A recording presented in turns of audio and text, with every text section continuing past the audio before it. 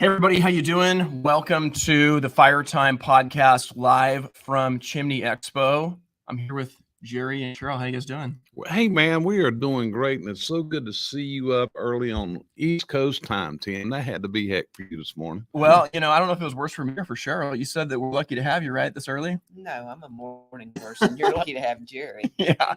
No, I got a text from Jerry at about 5:15 Eastern, and it said, "Welcome to East Coast time." And I thought, yeah, this is about 2:15 a.m. my time, but that's okay.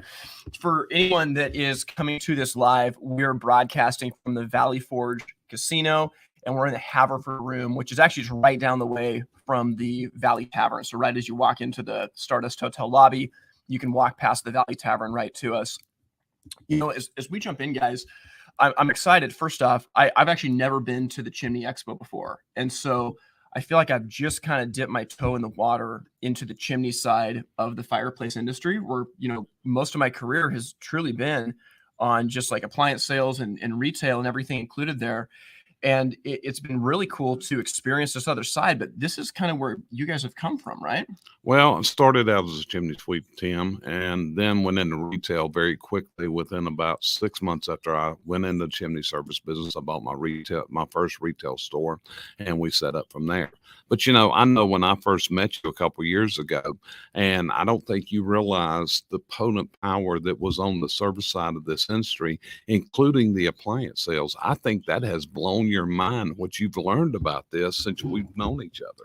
Oh, no, it definitely has. Yeah. And I think that I'm definitely seeing the different sides of it. It's kind of like two sides of a coin. I think there's some things that the hearth retailers have figured out that the chimney companies are kind of just coming on to, and vice versa. There's a lot that the chimney companies have figured out that hearth retailers are ages and ages behind on. We think about in-home sales and managing a process. So, Jerry, as much as I want to talk to you, we have your better half right next to you. And I mean that, Sheryl. I do. Thanks for being here.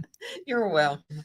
So, Glad to be here. yeah, as it's funny. I actually wanted to connect with both of you guys as when this podcast goes live, we're going to be in the middle of our season going through different phases of running a business. And I wanted to have you guys on towards the tail end to talk about legacy makers, people that have been in the industry for a long time, serving it, that are truly leaving a legacy behind that will be, remembered for generations. And I when I think about the two of you, you guys are such a power team. And I truly don't know anyone in the industry that puts out more content than the two of you. I don't. I mean, it is amazing what you guys do. And Sheryl, could you talk just a little bit about your background? Because I mean, you do so much for the industry between manufacturing and working with businesses and just your insights and training that you've had. Well, basically, I started in construction at 6 years old. My dad had me laying brick then, so we moved into that fairly easy. And then, I mean, if you want the whole background, yeah. I ended up opening a wallpaper service that I ran for 22 years. And during that time, I drove a tractor trailer for 230,000 miles. Then I met Jerry. I guess the next was the limo service. The limo service? Yeah. I took him out on Saturday for his birthday, bought a limo on Monday, and had a limo service on Tuesday. Wow. So I don't do anything really slow. I made some really good decisions. I've been lucky as fast as I make them not to fall on my head a lot. Okay. But then once got out of everything else, started working in Jerry's retail business. And then we took the retail business into the manufacturing also, because I had a background in construction and he has the background in Gab. Yeah. And we moved into what was at that time Islands by Design. Okay. And then in 2010, I bought IBD out completely. Wow. So I still have my manufacturing business, but I don't spend as much time in it. I have 2 children there. They're running the business. And basically I run about 90% of my time in Jerry's business. Yeah. I'm a Ziegler certified coach and trainer, and I do it under his umbrella. I'm a disc assessor. I've gone as far into that, and that's pretty much where Cheryl comes from. Yeah, I love that. And Cheryl, I'm gonna have you pull your mic just a little bit forward since we're gonna be at this angle as we talk. Yeah, that's perfect. So, as we jump into this, there's a couple questions that people have asked that I want to get to here. But both of you guys have seen a lot of economic ups and downs. For me in the industry, I really got started, around 2005 or so. And so I was in it in 2008, but I was not plugged in any, capacity thinking it'd be my career. My eyes weren't open really to what was going on.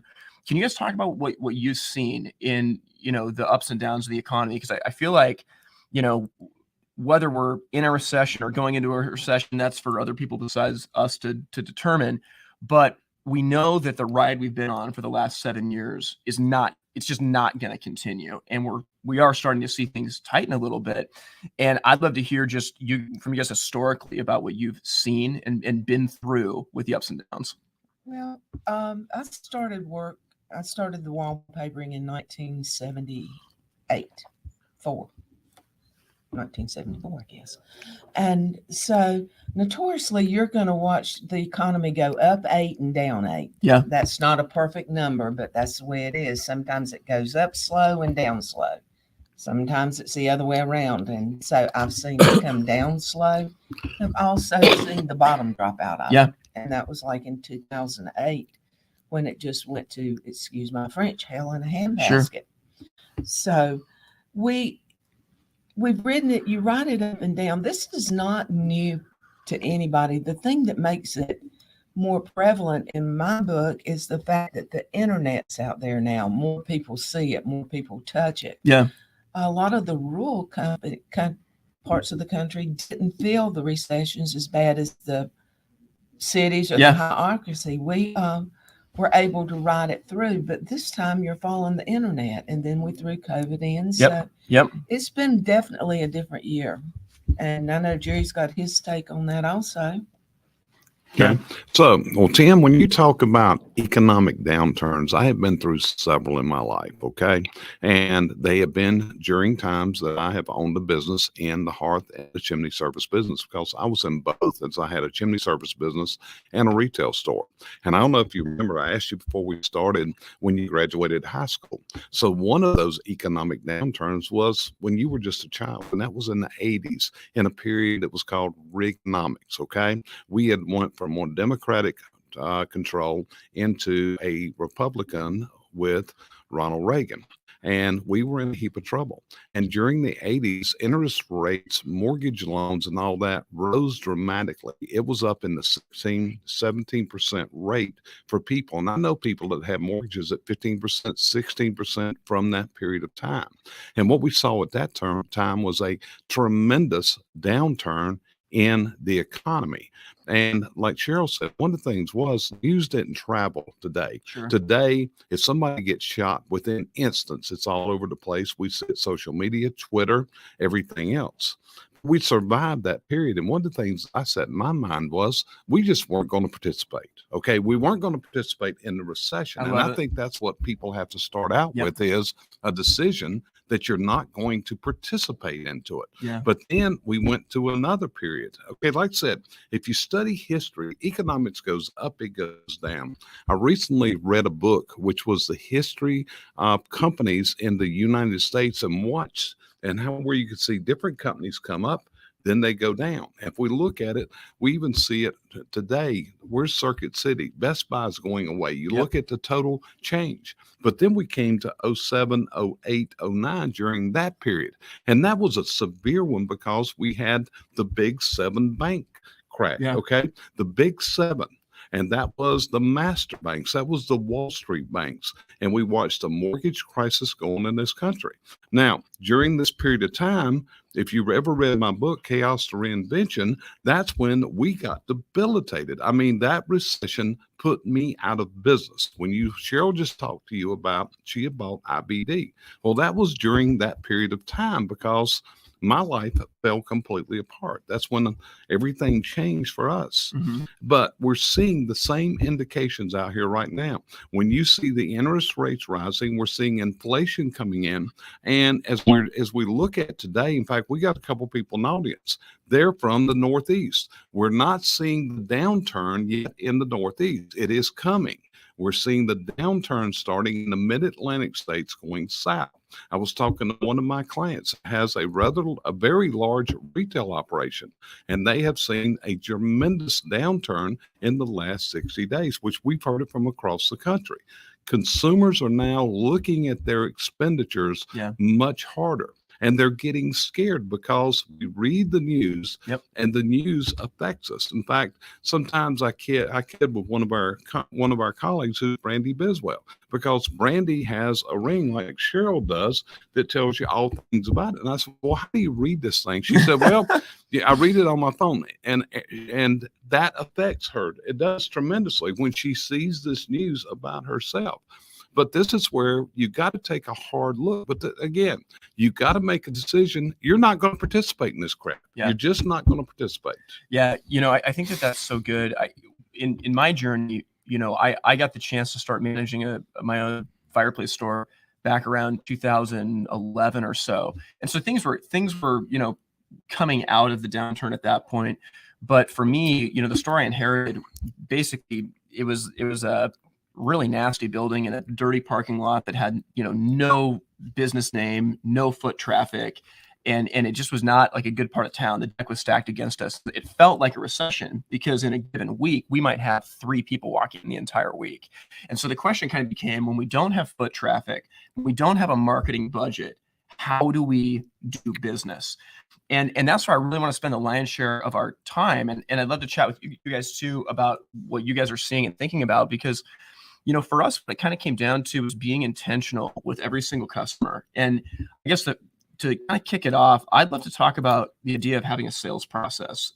My friend Tim Rethlake has been traveling around the country speaking at different HPBA events this year. And I was with him in Austin, Texas a couple of weeks ago. And he asked the crowd, he said, hey, I have a question, for those of you that are here.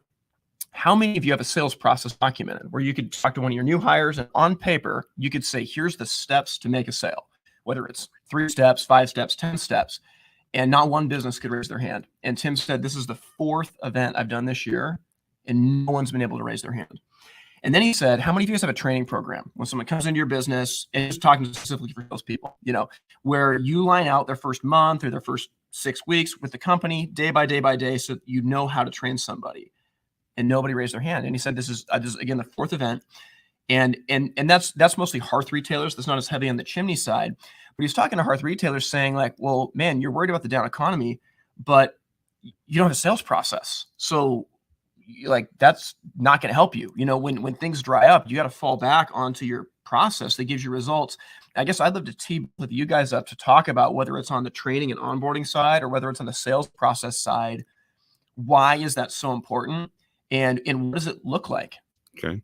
So you want me to go first? I guess you're going okay. first. So okay. So Tim, I want you to hold your hand out in front of the camera. Okay. Just hold it out like that. Okay. Now put your fingers together. Now split them apart. Okay. Okay. As they're split apart right now, just that is your business. So this is the money that is sliding through. Just imagine you're holding a handful of sand right now, and it's coming out of your hand. Does that make sense to you? Yeah, it does. So when you talk about this a while ago, it is all of the above. One of the things that we have promoted for years, I became a student of Michael Gerber back in the 90s. I was able to have breakfast with him and I learned the value of what systems are. Yeah. In fact, I wrote a book about it called Standardizing Standard Operating Procedures. We're also network a lot with Al Levy, who is a leading expert in writing manuals, SOPs. He calls them manuals. I call them SOPs. But yeah, you got to have the training, you got to have the onboarding, and you got to have the systems to put it together. But there's an additional challenge today today that's coming up that's kicking our butts, and that is the short-term career of your workers. Yeah. And I just did a article for Sweeping Magazine, and it was all about how long the career is. In the service sector of America at this point, the average career is 1.9 years. 1.9 years. If we look at people in the 25 to 34-year-old age bracket, overall, it is 2.8 years. Now, the amazing thing is last year, that was 2.7 in the service sector, and it's now dropped to 1.9. And as we look, this is where I got a little problem with the way the leadership of our country is. Because how often do you hear we created more jobs? Mhm. We created 535,000 new jobs last month. And what is it doing to create the people to fill these jobs? Yeah. And when you look at it, I can guarantee you everyone that's sitting in front of us right now, hiring people and retaining them is one of the most hugest challenges that we have out here today. So you got to have these systems. And when people don't have it, I'll give you an example. We're from the South, okay? And when I was in the retail business, the biggest product that people walked into our store for was a vent-free gas log. Now, you're from the West Coast. You probably didn't see it like we did. Yeah. North and South Carolina is the capital of vent-free appliances in America. There's more sold in those two states and in Florida than anywhere else in the country. So the customer came in and they would, how can we help you? They go through the normal, we just put our pitch in. I'm here to look at some gas logs. Really? So what do you know? And they wanted vent-free gas logs. This was utmost. This was right at the top of their minds. So we wrote a system up, and the system told our salespeople how to take the vent-free shopper to turn them into a direct vent. Now, what was even more shocking about this was no one even knew what a direct vent was in these days. Sure. Okay. Now, again, this is much prior to you, because I can remember when direct vent rolled out in this industry, and it was predicted to be a big failure. Nobody's going to ever buy a fireplace with a pipe sticking out the side wall of a house. This ain't natural. Well, the Chimneys proved that wrong. Okay. And then Travis and everybody got into direct vent. But being able to write this system down. In fact, I had two chimney sweeps one time, and they wanted to put my people to the test. Yeah. And they walked in and pretended to be secret shoppers and came in. And after they got done with it, they said, "Is Jerry here?" I said, "Yeah. Well, we're old friends. I just want to see him." And they came back in my office and told me, said, "We just put your people through the test." And they did exactly what you said. They turned us into a direct vent insert buyer. Yep. And Tim, this resulted in massive amounts of direct vent inserts that nobody else was selling. So we were separating ourselves.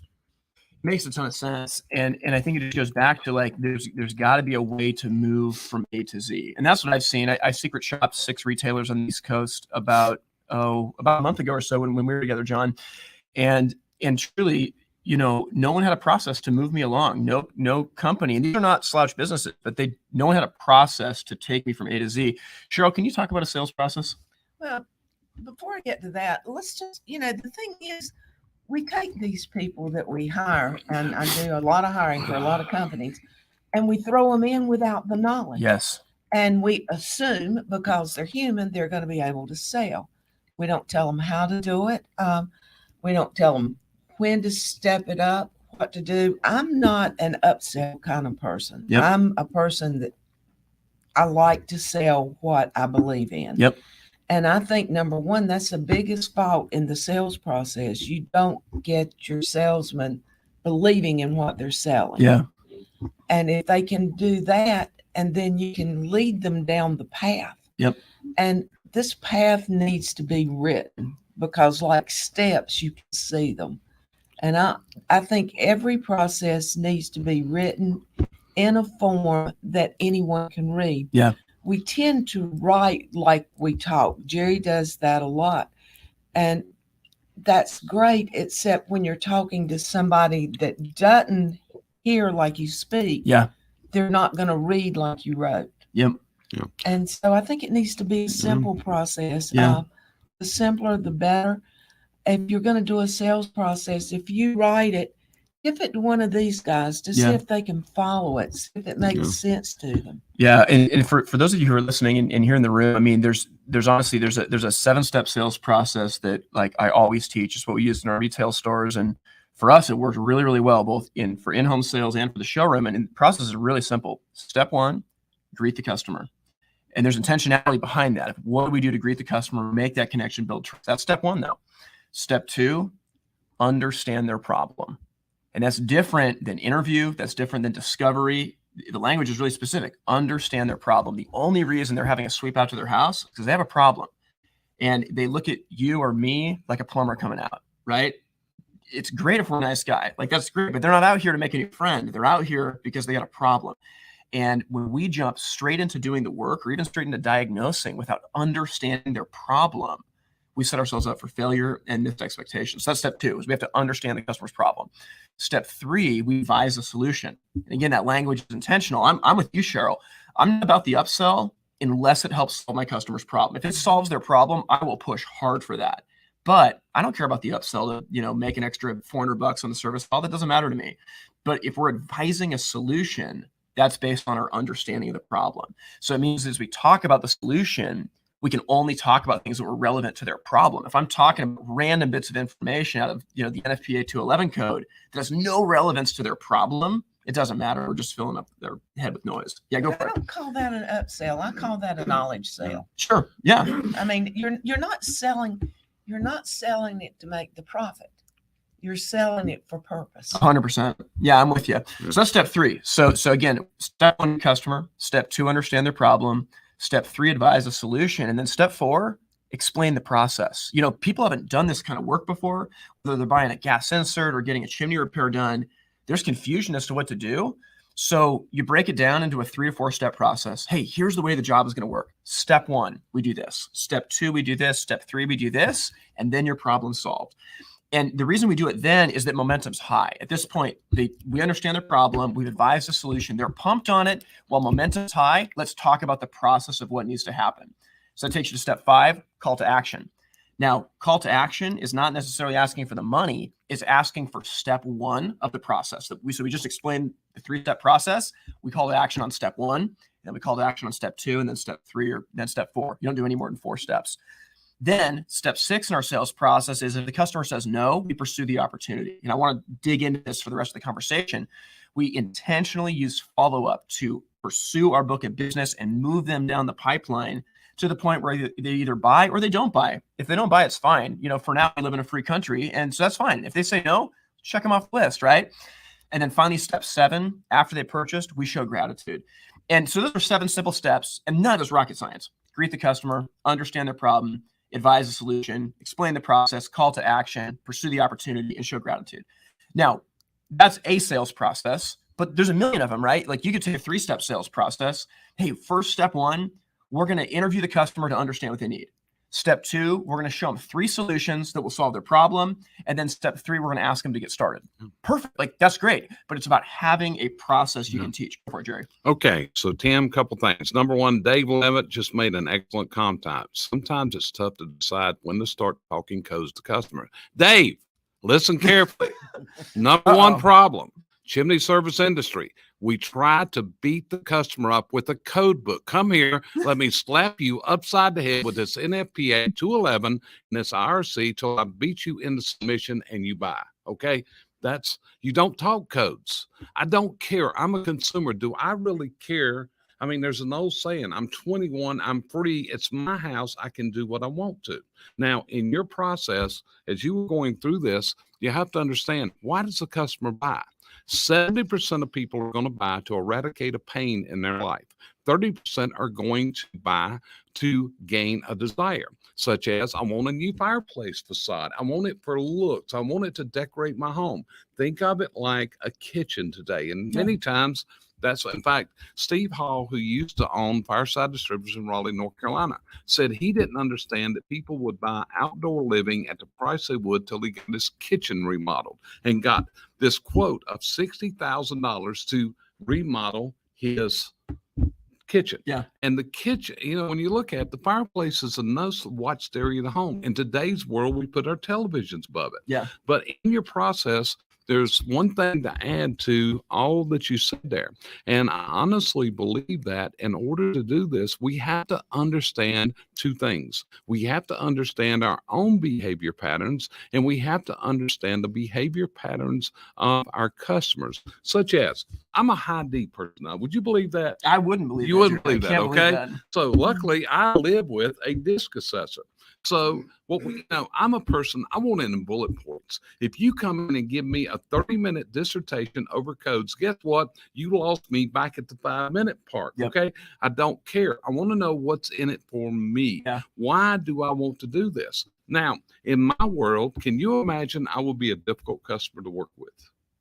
I think that if I could solve your problem and move quickly, you'd exactly be great. Right. Such as when an HVAC contractor comes to my house, I'm looking at them from what I do of a technician, just like the guys are in here of what their technicians would do. They're coming to a home, and I need something done. They can't price it. They got my attention. I'm so glad right you brought this now. Up. We are going down this rabbit hole in a second. And what we did, it's like I recently had in our pool house, the HVAC system went out. Okay, so here it is. Come out, check it out.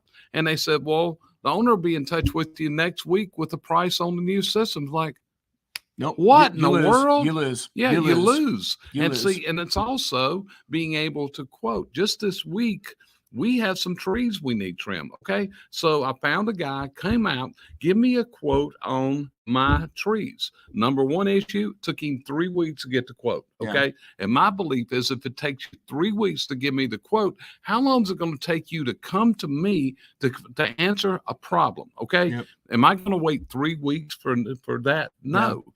So now I got this quote, and it was way higher than we anticipated. Way out of line. It was almost like he took 3 weeks to make that. Yeah. And it's like, it's like, I can't, I don't know what all's involved here. Why this is so high to trim a couple limbs out of some trees. Yeah. Okay. And part of it's because they didn't tell us what we just got through seeing. Explain to the people why it is. I mean, if they'd have told me I've got to bring a boom lift in here and do all this, maybe I would have, maybe not, but maybe I'd have looked at it better. On the quote, it even said, we're going to need to drive through your yard. But what it didn't say was, if there's any damage, we will correct the damage. So what am I going to do here? Now I got this truck coming in. You're going to bury it up in the yard. Now I'm going to have to fix the ruts in my yard. Yeah. And I ain't got time for that. Okay. I want somebody to come in and do it. So you got to understand the customer. And that's why I think that everybody needs to take a behavior assessment quiz of their sales. This helped me tremendously whenever she started doing disc assessments. And we see this, and people don't understand how this is. In fact, she'll be doing a disc debriefing with someone. It'll be a husband-wife team. And the husband is saying, well, that's not me. And the wife said, oh, yes, that is exactly you. Oh, yeah. That's exactly you. Oh, yeah. So you got to understand yourself. And you got to understand, such as I do a lot of public speaking. You remember the first time you saw me speak? I do. Okay. It was memorable. And you were right after me. Remember that? Yeah. And what did you think after that? I thought, how am I going to get on the stage after this guy? Right.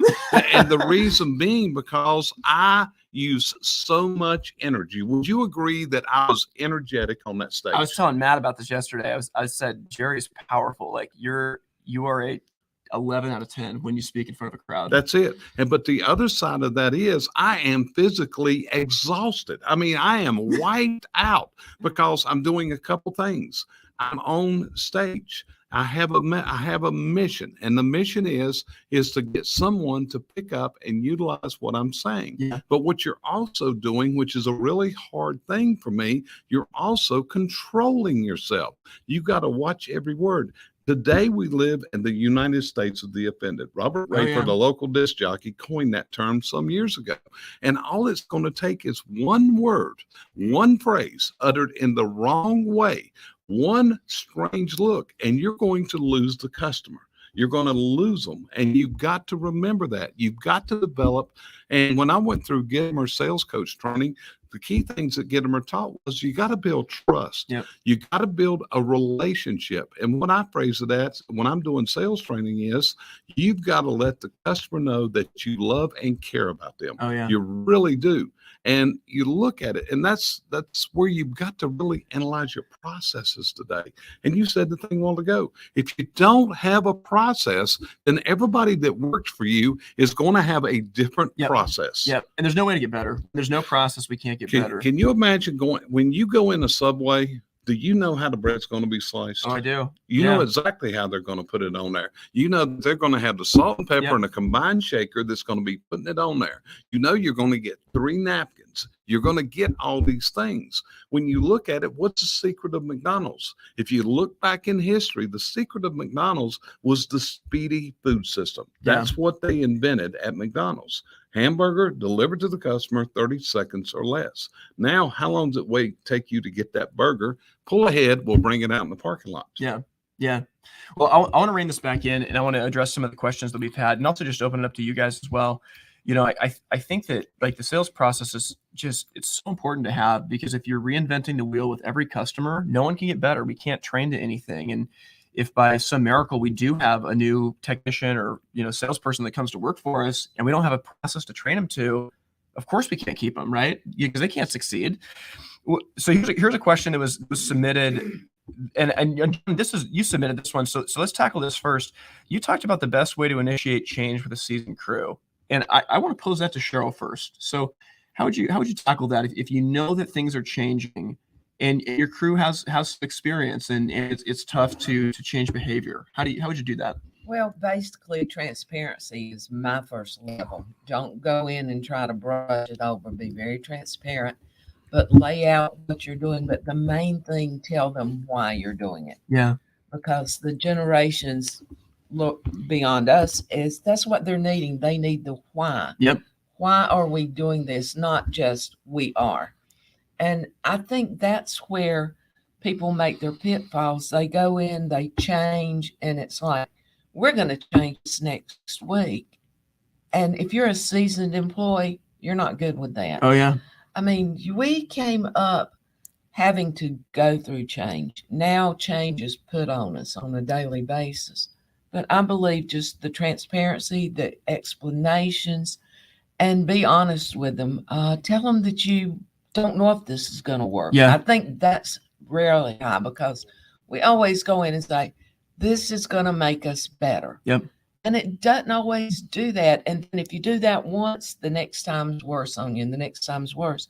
Go in with, we're going to try this to see if it works in our company.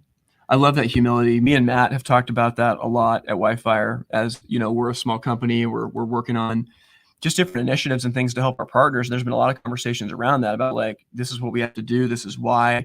And we don't know if it's going to work, but we're going to try to. Yeah. I think the why really is the big deal. I mean, and it, for me, I'm a millennial, and I don't know, you're laughing at me already. I'm a millennial though. And understanding why, it's really hard for me to fall in line with something if I don't understand why it's happening. But I think that while that is very true of younger people, I think that there also just been a change in society where, we're seeing the industrial revolution come to an end. And, the idea of going in to work at a factory for 30 years, getting an amazing retirement pension when you're done, like that's just not a thing anymore. And we are seeing people change jobs quicker. And there's much more, I should say, there's less of an expectation that I can count on my employer or the government or whoever to take care of me. And because of that, because we don't have as much inherent trust in the systems and organizations around us, we have to know why, right? Because, I've only been here for 2 years. Can I really trust my company to just know what's right? And I think that idea of explaining why, I think that's really important. Sheryl, Jerry, you got a comment? Yeah. Tim, one of the things I do is we do a lot of SWAT meetings. Like I said, I've got one next week. We did 3 this past week. And this is what we find out as we go into this. this is going over the strengths, the weaknesses, the opportunities, and the threats of the companies, and also the personal fears of the people. And a leading thing keeps coming everywhere we go, which is we label it as communication.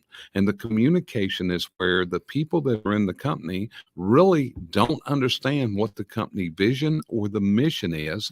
And we try to make changes. Now, one of our coaches is a gentleman by the name of Randy Pennington. Studied under Randy for 3 years, worked with him. And Randy is a change agent. He works with Fortune 500 companies. And what I learned from Randy is that if you're going to affect change within your people have to be involved in the change. They have to understand. Going back, the distrust that you're talking about, I'm a big student of history. So if you go back, when did people stop trusting the government, Tim? Do you know? I don't know, 1980s? No, it was in the 1960s. And the reason the distrust started at that time was because of the Vietnam War. The Vietnam War all of a sudden was reporting live from Vietnam, and the stories that we were being told as the public was not true. So this was when, in the 50s, people trusted the government. They trusted Dwight Eisenhower. They trusted him. He was a general. He had led them through the war. But as we got into the 60s, we also went through a period where we had massive, we had assassinations of world leaders. We had John Kennedy, Robert Kennedy, Martin Luther King. And all of a sudden, the trust factor started going down.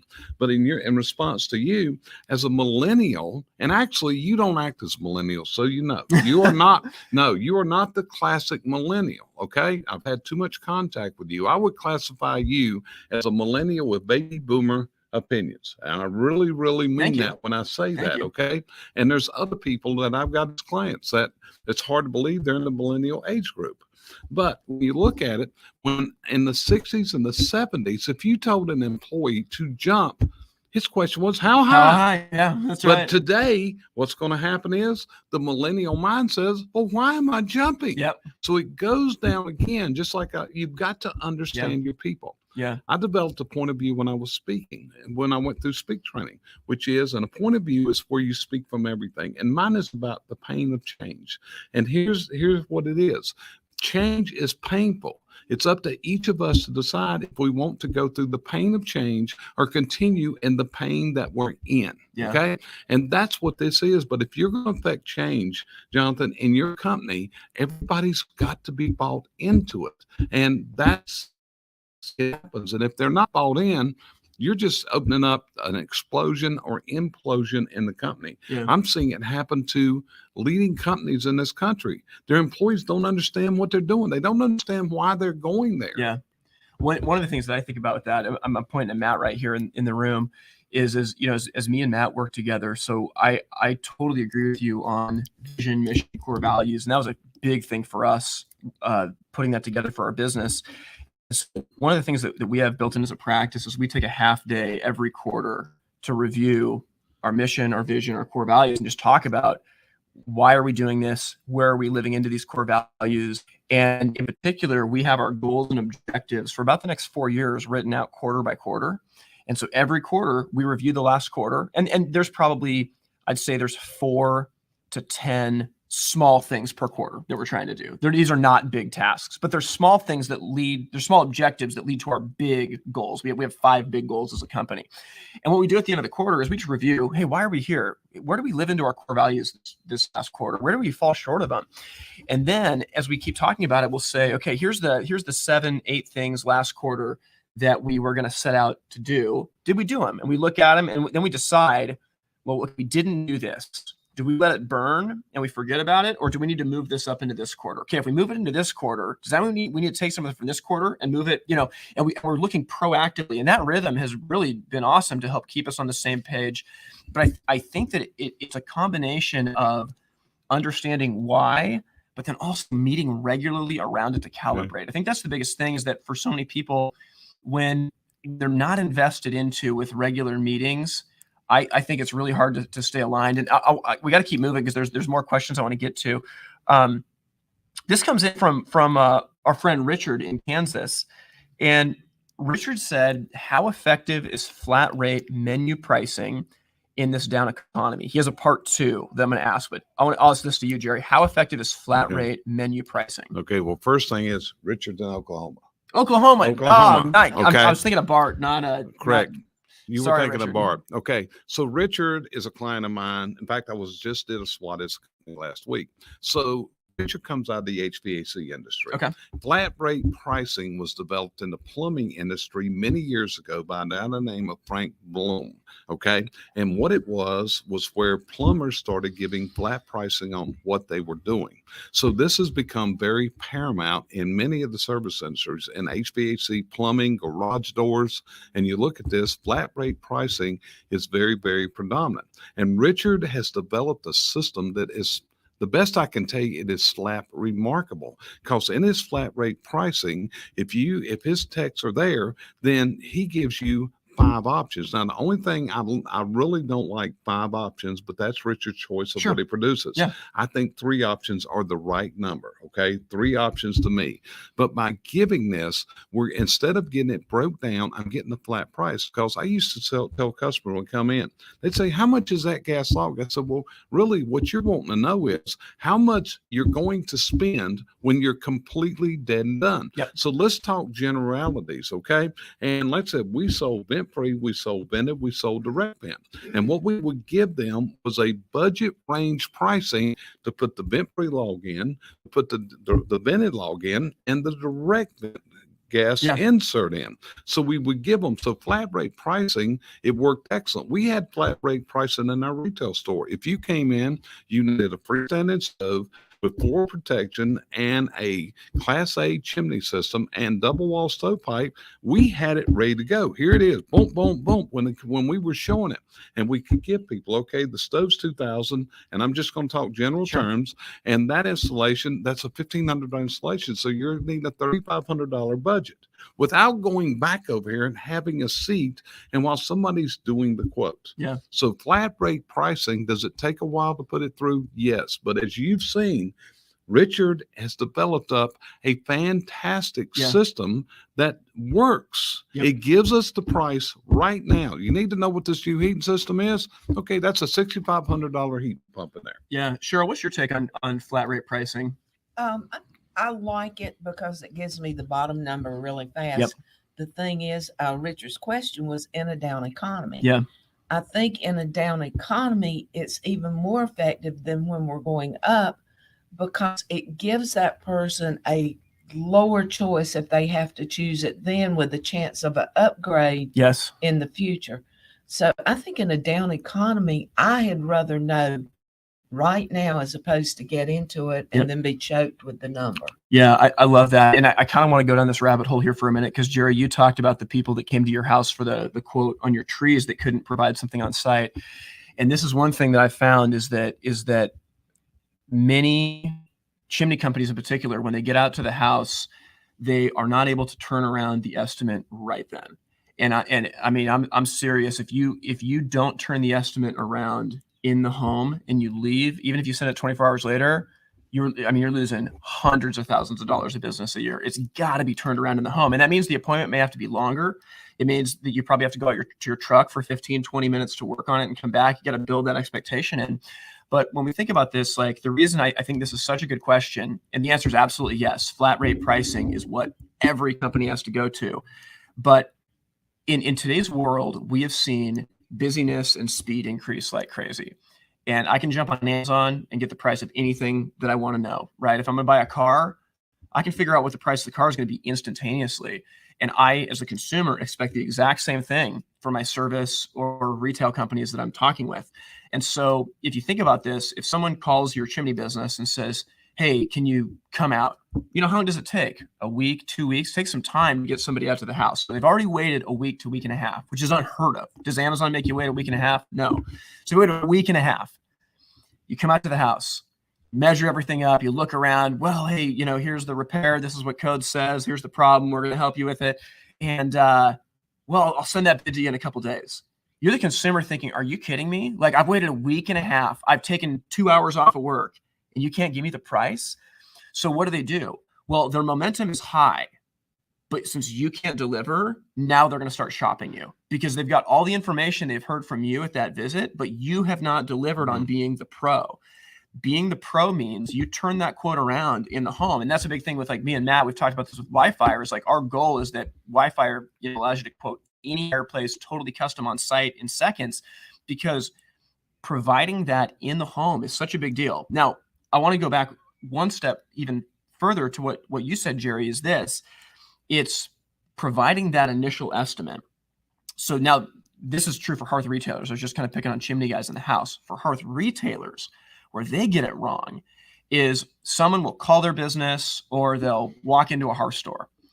And hearth retailers in general don't write up a preliminary estimate, which is insanity. They'll talk about the products and they'll say, oh yeah, well, these can cost this much. It really just kind of depends though. We got to come out and measure it up. So we got to come look at the job. And so again, a customer schedules that appointment and the hearth retailer is out a week and a half. So the customer is waiting. They still don't really know what it's going to be because nothing's been documented. It doesn't matter what's been said. Nothing's been documented. So they get out to the house, they take a look at it. And let's say a hearth retailer can turn that bid around. Well, the customer hasn't had much time to think about it. And so they can't really make a decision on this.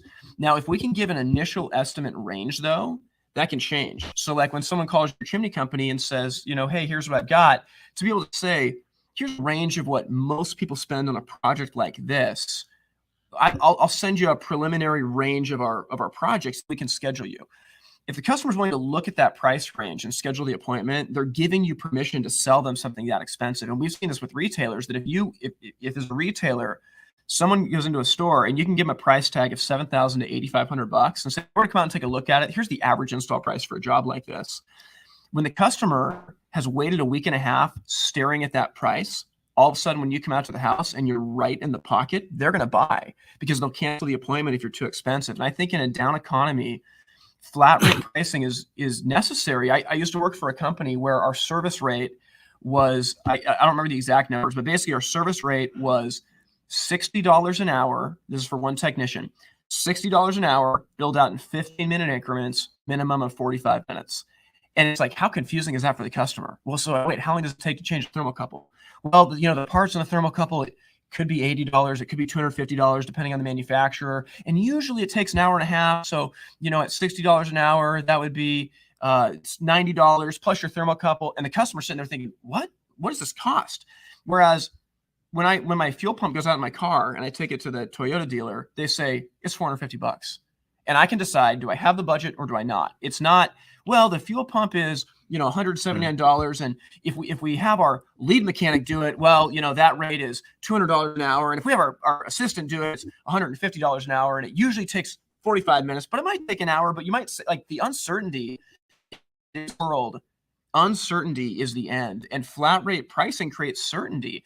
And the best thing is if you scare them away with a high price, you got a flat rate for a different one. So I'm with you, Sheryl. Like when I say I'm not about the upsell, like I'll work with a customer's budget. Now I'll push their budget if I think it's going to solve their problem, but I'll work with their budget. So you give them the flat rate and you ask them, how's this look? And they'll tell you. So I don't mean to just, rant on that, but I think not giving an initial estimate up front before you've ever been out there. I think that's foolish because it's like the bouncer at the club. But instead of saying you got to be 21 or older to get into the club, it's saying you got to be willing to spend $8 to $10 for us to come out to the house. Now, you got to nuance that and be delicate with it. But that initial estimate will save so much time and focus the customer's momentum. But number two, when you're at that house, you have to turn around a final quote before you leave. You have to. Okay. So Dave Levitt has just asked a question here, and I'm going to, if you want to put it up, and I want to address that in a minute. But what you're talking about is budget range quoting. Budget range. And one of the problems with the chimney service industry is we deal with a lot of large restoration jobs. Okay. Like he's in Boston. He's in the New York market. And what you're talking about, and I don't know if you know this or not, but we have chimney restoration jobs that can run $20, $30, $40, $50,000.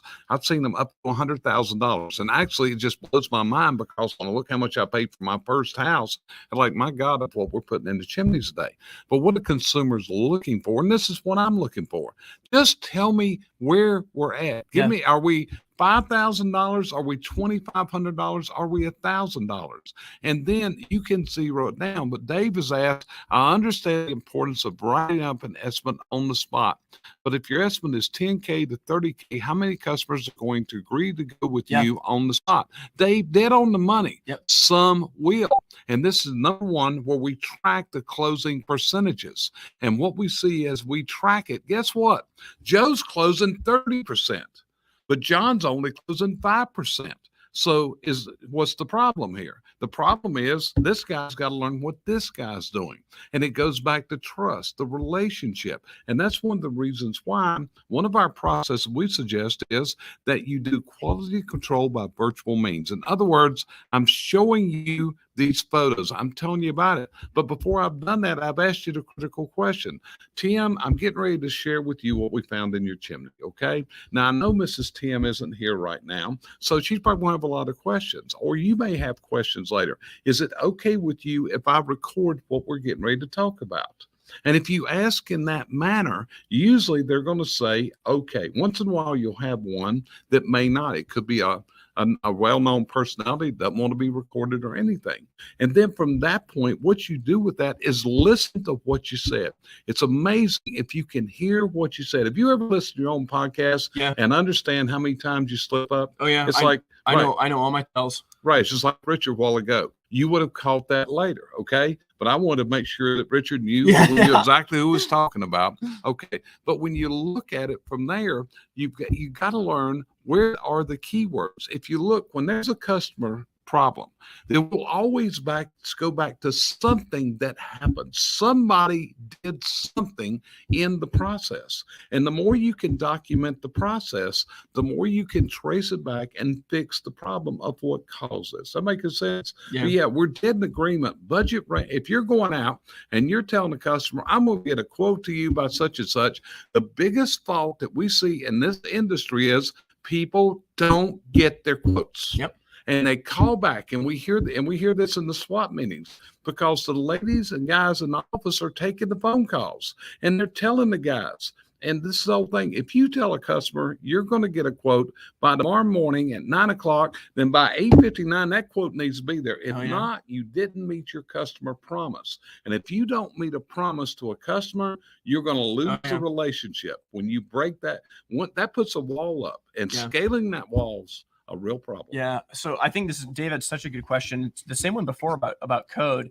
And I just wanted to circle back and make sure we answered that. And Dave, my opinion back to your code question is we bring out code when it solves their problem. When it doesn't solve their problem, we leave it out. That's for us to know, not the customer. This question is so good. So what if the estimate's 10 to 30,000? It's a huge range. I would still say that in the initial interaction before the call is booked, whether it's done on the internet or whether it's done on the phone or in a showroom, I would recommend some kind of an average install range just to focus the customer, momentum. If someone tells me, hey, Tim, I know you're looking at a chimney repair, I'd like to ask you a few questions just to give you an idea of about what these jobs cost. And they could ask me 10, 15 questions. And that should correspond, again, going to flat rate pricing, that should correspond to a flat rate price or a range where you could say, we'll come out and take a look at it. I'd say, many people in your situation, they could spend anywhere from $15,000 to $25,000 on a project like this. It could be less, but that's usually what people spend. Now, if I'm the customer and I say, oh gosh, that's a lot. Well, I don't want to book that appointment. Okay, well, we have a process. We can fall back on that, or we can just let it go. But if I say, oh man, that's a lot. Okay, well, we need to get it done. When can you guys come out? Now I'm on the hook as the customer. I'm focused. So I still believe in doing it. And the question that Dave had is, how many customers will agree with you on the spot if it's $30,000? And it's a great question. And I'll say I don't know, but it's going to be more. It's going to be 100% more than if you don't do it on the spot, right? So if you don't quote on the spot, no one will go with you. But if you quote on the spot, some people will. In addition to that, though, what it does is it keeps momentum moving. So sales is a game of momentum, and momentum is high when we're out at the house. So if we can give that number there, again, like I got a roof done, this year, and it was expensive. And when people came out, I told them right away, I said, I'm not going to buy today, just so you know. I'm getting 3 bids, and I'm going to weigh it all. I'm not going to go with the cheapest price, but I'm going to get 3 bids, look it all over. So I set the expectation. but they still turned around to bid that day. Now, what you can do when you turn around to bid that day is now you go to step 6 in the sales process, you pursue the opportunity. So if you track your sales process by pipeline stages, right? Stage 1 being an initial estimate, stage 2 being a scheduled appointment, stage 3 being a finalized quote, and then stage 4 being a sale. Well, now I can move that customer in my dashboard of my CRM to stage 3. Okay, the bid's been finalized. Here's the notes from the job. I'm going to call them back in 2 days because they may not be ready on the spot, but I mean, they're probably going to be ready within a week, week and a half on many of these jobs. So I think that it's a great question, Dave. And what I would say is that by turning it around, then you've got a chance, but it keeps momentum high for the customer. And now you plug them into the follow-up process. Sheryl, do you have anything on the follow-up process? Well, the thing about it, one thing I hear everybody saying that we need to do, we assume that everybody we quote is our customer. Everyone you quote is not your customer. Right. And if you're going to lose them with that number, when you get down to the bottom number, you're still going to lose them. Yes. Right. But I think the follow-up's the main thing. But can I inject one word here that we use over and over that will? It's an appropriate word, right? I don't have to censor this. I'll let you get by with this one. It's the word budget. As myself, a high D, I dislike the word budget because that means you're going to try to take everything I've got. And that's just my mentality. So I'd rather hear a cost range, a cost something other than I'm trying to meet your budget. Valid point. Yeah. Can I meet your monetary agreement? Yeah. The word budget is a kill word for me. Yeah. Now, Dave's added something else I want to address. Your statement, Dave, is, Tim, I like that, but sounds a little scary. So we don't even get our foot in the door. Yeah. And this is going to be part of it. You got to have confidence. You have to speak with confidence. You know, it's like, I'm going to do a presentation later today in this convention. Do you think I'm going to walk in there scared that somebody's not going to accept what I'm getting ready to say? No, that we're going to go in. Yeah. We're going to do the show. And if somebody disagrees, hey, that's fine. That's their opinion. But I have the confidence to walk into that. And that's what you have to have. And again, Dave, that's where I suggest that record your conversation with the customer. That's a neat thing about softwares today. You can record the customer's phone calls and listen to what's going on. Does your voice waver? Is there something that says, don't trust me? Is there, and you got to look at yourself when you got to have it, but you have to walk into this with confidence that I'm going to win. You have to get up every morning, especially if we go back to what the intention is of this entire show today, going into the potential down economy. You better come into it with some confidence. If you're going to come in it scared, guess what? You're going to lose. Yeah. You're going to lose. One thing with that, Jerry, and I think, again, this question of Dave's is so insightful, is it is scary. You know, if you tell a customer, you know, many people spend, you know, $10,000 to $25,000 on something like this, that is scary. And there will be people that hang up the phone or that don't book the call. But the thing to think about with this, just like you said, Sheryl, not everyone's your customer. And this is what I found. Again, this is more on the hearth. Imagine it's on the sweep side as well. Hearth retailers' problem is that they say yes to everything, and they end up with bad jobs that they shouldn't have taken on. And the reason they say yes to everything is they don't write up enough estimates. When you write up 4 times as many estimates, you get to pick the jobs you pursue. And so this has been something that me and Matt have built into Wi-Fi, is like in our CRM dashboard, every opportunity ranked as an A, B, C, or D level job, just like a school grade. And so, you know, when I was managing my retail stores, our rule was if a customer is an A or a B level customer, we want 7 follow-ups with every customer. If they're C or D, never follow up. It's as simple as that, right? And so I think that this idea of it is scary, but it's okay because not every customer is an A level customer. If someone listens to that price range and it goes, I don't think we can afford that, but yeah, we'll go ahead and we'll book the appointment. Well, I mean, that's telling you something about that customer. The last thing I'll say, and Jerry, I'd like to kick it to you, and then I'd like to open it up just for any final questions here. Is I'll tell a story. So about 3 years ago in our retail store, we had a new salesperson start, and he started September 1st. And my whole thing with training new salespeople is that it takes about 5 weeks to train a salesperson. Now, That doesn't mean train them to be able to do everything. That process can take a couple of years. But within 5 weeks, you can have an effective salesperson. But here was the rule for him. He was only allowed to sell a gas insert into a masonry fireplace that already had gas inside of it. That was it, right? I mean, pretty easy, right? I mean, how do you measure for that? Well, can this box fit inside of this box, right? There's already gas inside of it. So there's not a lot to this job. And for him, we found that this brand new team member was selling just about as much as people that had been in the company and in the industry for decades because the focus. What about all the zero clearance fireplace customers? What about gas inserts where there's not, a line already to the fireplace? Well, you're not selling those. Like, you can give it to someone else, but you're not selling those. And the whole thing is that there's way more pie than we think there is. There are so many good jobs out there and good customers out there that we're not even touching because we're going after everything else. So I think going back to your question, Dave, you will lose some, but I think that by building an easy process where you're transparent with the customer to say, yeah, this is about what most people spend. We want to come out to your house because it can be higher and it can be a little bit lower, but here's where most people spend.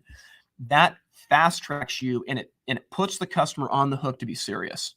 Sheryl, I want to maybe just ask you any thoughts before we open it up for a couple final questions. Yeah, the main thing is trust.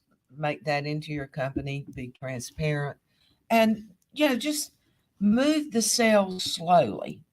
You've got to get there fast, but you still Slow got to is move fast. slowly. And so we, as looking at the customer, instead of looking yourself as the salesman, look at how you would feel if you were that person you were looking into their eyes. Yeah, that's so good. So we just have a couple minutes left, and we're so thankful for those of you that are watching this live, and for you that are here. As we think about an economy is starting to tighten up, and what do we do about a follow-up process or a sales process? Like, are there any questions or comments that you guys have just from being in here? So I want to add something to what you said a while ago. This is a big issue.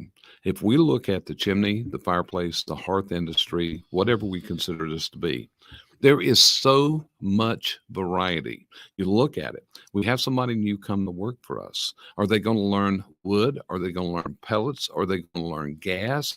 And what happens often is we try to cram it in at one time. I often tell people in a seminar, I had a big advantage.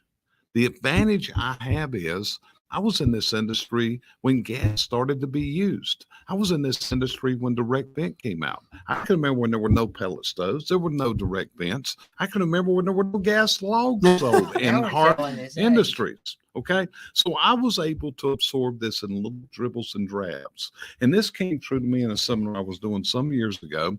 I was teaching a seminar and it was in South Carolina. And I was talking about the NFPA standard change in 1984 about the direct connect with the wood stuff and positive connects. And there's a guy held his hand up and said, Jerry, I got a problem. What you're saying? And I said, really? What's your problem? He said, you're talking about stuff that happened before I was born. And that hit me. That was a magic moment for me because you look at all the things that we go through. When I look over here and I see him and him sitting here and all the things that we learned, then we bring somebody new in. And it's like, okay, learn all this. It's impossible. Yeah. This is why you got to have those systems that they can revert back to. And this is the whole thing. If your people are asking you a question, if you have to answer a question, if you are a crutch to your people, then you haven't developed your systems. And the system, this, one of the most pleasing things to be an employer is to say, when somebody asks you a question, to say, what's your SOP say? Yeah. What's your SOP say? Why are you bringing this to me? And there's some people that have fantastic SOPs. Yeah. When I look out there, Josh Kelly, he's built a wiki page that if you ever look at man, I've seen that thing. It's crazy. It is unreal. It's got everything. Why did he do that? Because he doesn't have the patience to answer the same question over and over again. Yeah, they've got the mantra WWJD, right? What would Josh do? What would Josh do? That's the name of the website. It's in-house proprietary. What would Josh do? I think to close this out, and again, so thankful to you guys being here so early in the morning, and to those of you that are watching this live. I think the biggest encouragement that I would leave is developing your sales process is going to be really, really important, whether it's 3 steps, 7 steps, 10 steps, but just a process of how is it that we sell. That consistency is going to help customers, but probably even beyond that is a follow-up system. So truly, most companies leave so much money on the table because they're not intentionally pursuing the opportunity. And this has been a big thing for us at Wi-Fi. We're trying to build this system out to let's give people a clear dashboard where you can look at your opportunities. Because what we found before we did this, at the company that I used to manage, before we started tracking our opportunities, we were losing jobs left and right. We had no idea. All of a sudden, we started putting them on a dashboard. And one of the things that we realized is that we lost jobs 4-1 to indecision over competition. Most people got confused out of buying a project because it just died out as opposed to losing to a competitor. And what we found is that I would have my salespeople dedicate about 2 to 3 hours a week where they were out of the office. Well, by out of the office, I mean they're off the showroom floor, right? There's no responsibility that they have. They're not picking up their phone. All they're doing is working their dashboard to move jobs through the pipeline. And we had a guy that was in inside sales, and he knew very, very little about fireplaces, but he was a great guy, loved talking to people on the phone. And we would spiff him like $40 every time he got a deposit over the phone.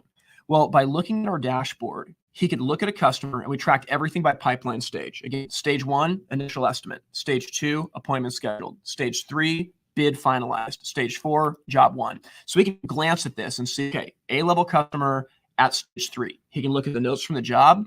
He's calling them to ask for the money. If he sees that they're a B-level customer at stage 1, he's calling them to win that in-home visit, moving them to stage 2.